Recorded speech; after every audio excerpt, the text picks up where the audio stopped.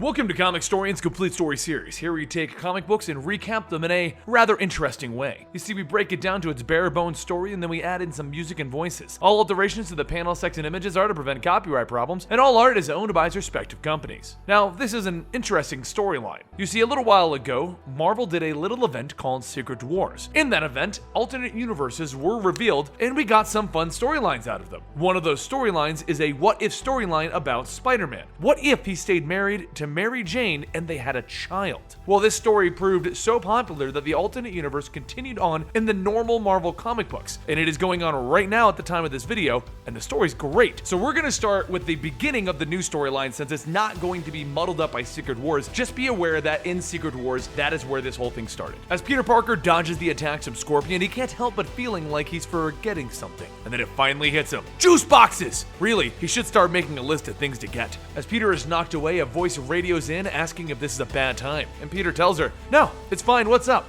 And Mary Jane says they have a code green. So without any further delay, Peter throws the Scorpion around, webbing him up, and he swings home. As he does, Peter swings by the offices of Normie Osborn, and he asks what is the situation on the reclamation efforts of Augustus Roman's compound. Are they clear to assume control of any discoveries? His assistant, Miss January, says yes, they own the rights to any of Regent's technologies that they may find. And a short while later, Peter crawls into the window asking Mary Jane how much time do they have left. She says that they just put her to bed, so maybe an hour? So Peter turns off the lights and he kisses Mary Jane, and then he hears a sudden eek coming from Annie's room. As Peter and Mary Jane run into the room, they see Annie with webbing all over her room and her saying that she's sorry. Peter starts spraying the web solution to get Annie down as she says that she's just trying to make Daddy's gadgets better. Please don't get mad at her. As he's helping her down, he tells her, "I know you're a smart kid, and smart kids are impatient." Peter and Mary Jane sit down on the bed and Peter goes on, "I was like you when I was your age." And Mary Jane adds that they both were.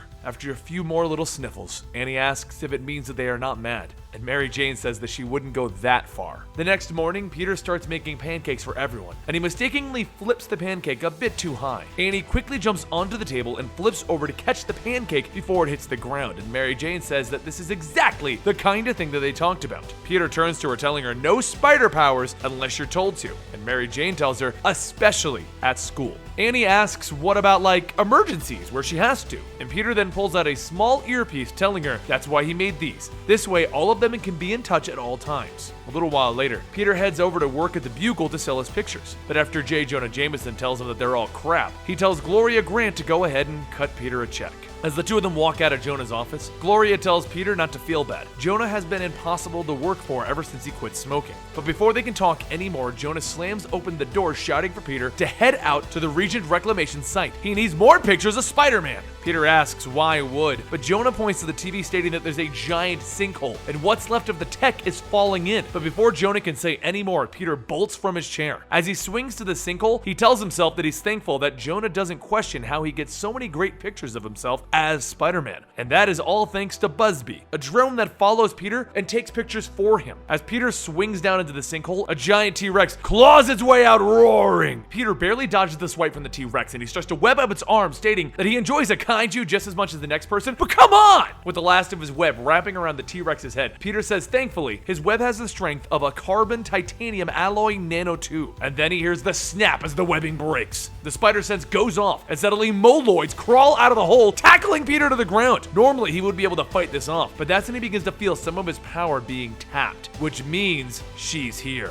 Peter throws the moloids off of him and says, "Hi, honey." And Mary Jane asks, does he know how earpieces work? They go two ways. You see, back in the original storyline in the Secret Wars, they fought against a villain known as Regent, and Regent had the ability to sap the powers out of superheroes, giving himself the abilities. Mary Jane is using a modified version of the Regent suit, which allows her to take some of Spider-Man's powers to become Spider-Woman. Anyway, the two of them begin to fight off the rest of the moloids, and as they head towards the T-Rex, Mary Jane says he really can't act all solo about this stuff anymore, remember? Peter tells her that he knows, but Mary Jane stops him, telling him that she knows that he wants to protect them, but she's just figuring out this stuff as they go. And speaking of, how are they supposed to tackle a T-Rex? The two of them then hear a voice stating, "Hey guys, I messed up." Peter and Mary Jane look up to see Mole Man and the moloids carrying Annie away. Mole Man begins to laugh. Check and mate! You better not defy me in my pursuit of the grand destiny, or the girl gets it! Peter looks at Mary Jane and tells her, hang on a second. But Mary Jane jumps off the crane screaming. Mary Jane crashes into the Moloids, kicking and punching them, telling them that they better let go of her kid before she gets real mad. The Moloid carrying Annie looks around and sees everyone else getting knocked out and decides that it might just be best to run away. But before Mary Jane can even yell at Annie, Peter swings in, grabbing them before the T-Rex can bite them, telling them it's time to go. Mary Jane swings back, stating Annie has to go, but they can't. They need to stop Mole Man and now a dinosaur. Her and Peter swing around the T-Rex's body, and they both fling down onto the T-Rex's head, punching into it. As the T-Rex falls over, Mole Man tells the Moloids to hurry up and get whatever tech they can and bring it down below. As Peter tells Annie to go home, he'll handle this. Mary Jane coughs, and he corrects himself, telling her, your mother and I will handle this. Annie tries to say that she can stay, but Mary Jane whispers, you're grounded.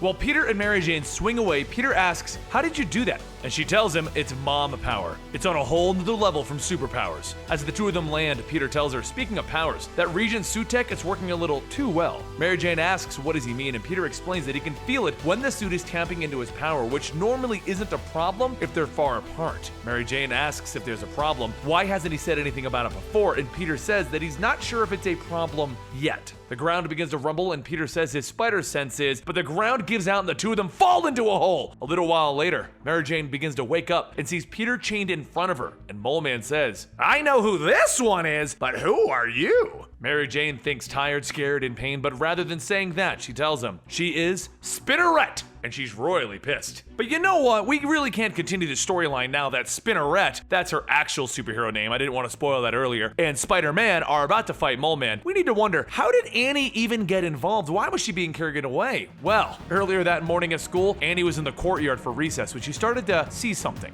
Visions of her dad being attacked and her mother fighting off some creatures, and then falling into a hole. As she snuck off to the Regent Reclamation site, she found that her parents weren't there, and what she saw hadn't happened yet. And just then, the sinkhole started and the Moloids captured her. But after being told to go home, she saw the vision again, but since they had already run off, she realized she was too late to warn them. Her spider sense isn't like her father's. She can see things before they happen. But that's when her spider sense goes off again, and the T-Rex lunges forward trying to bind her. As Annie tries to figure out how to deal with a dinosaur, Normie Osborn arrives at his site and sees Annie asking, who is that marvelous woman? Annie continues to swing around, but seeing how big the T-Rex is, she thinks that he's gotta be clumsy too, right? While the T-Rex continues to give chase, Annie swings over the sinkhole ledge, and the T-Rex follows and falls into the hole. Down below, just as Mary Jane tells Mole Man who she is, Spinneret, there's a loud boom, and they turn to see the T-Rex on the ground. Peter wakes up asking, what just happened? And Mary Jane says that she'll give him 2 words, Annie May. Mary Jane says that she's supposed to be grounded, and Annie says, well, we are underground, does that count? Peter looks at her in silence, and then tells her, I'm the one who makes the jokes, especially the bad ones. But as more Moloids appear, Mary Jane begins to ask, what are they supposed to do now? And Peter says he's pretty much open to any suggestions right now. And that's when Annie shouts, it's easy, we fight! And she jumps into the pit. But a short while later, they've all begun to escape. And Annie asks the big question, why are they running? She thought they were supposed to fight. Peter tells her nope, her mother and him didn't say that they were going to.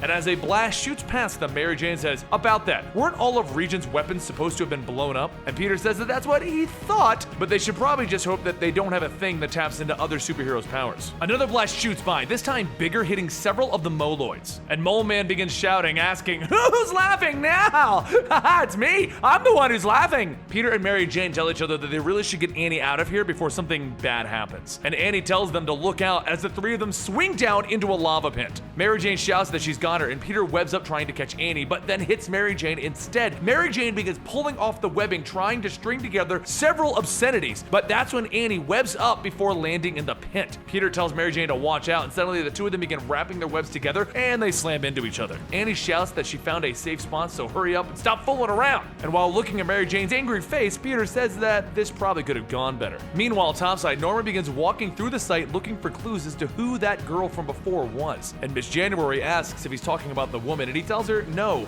the girl. While digging through some of the debris, Normie finds the little drone that Peter uses to follow him. But back down below, Mary Jane and Peter begin to argue as to whose fault it was for what just happened, the whole entanglement of their webbing. And Annie stops them, stating that they both have cool names, so when does she get a cool superhero name? Peter looks back, telling her that he's got to think about it. How about never? Mary Jane tries to stop him, but Peter goes on, stating that it was a mistake to give her a costume and encourage her about her powers. But to Annie, all she hears is blah, blah, blah, blah, and then she hears something behind her. Through the hole in the wall, Annie hears Mole Man talking and tries to tell her parents, but they're arguing, and so they both turn to her and shout, "Not now!" Peter and Mary Jane then go back to arguing, and Annie tells them, "Fine, I'm going to go now anyway. Bye." Then the reality of what Annie just said sinks in, and Peter runs over to the hole telling Annie to get back here. She shouts that they talk too much, they need to stop the mole guy, so they should hurry and hit him from the front while she sneaks in from behind. As Annie crawls to the hole, Peter begins to ask if it makes him a bad parent for being proud of her, and Mary Jane says that if that makes him a bad parent, she would be one too.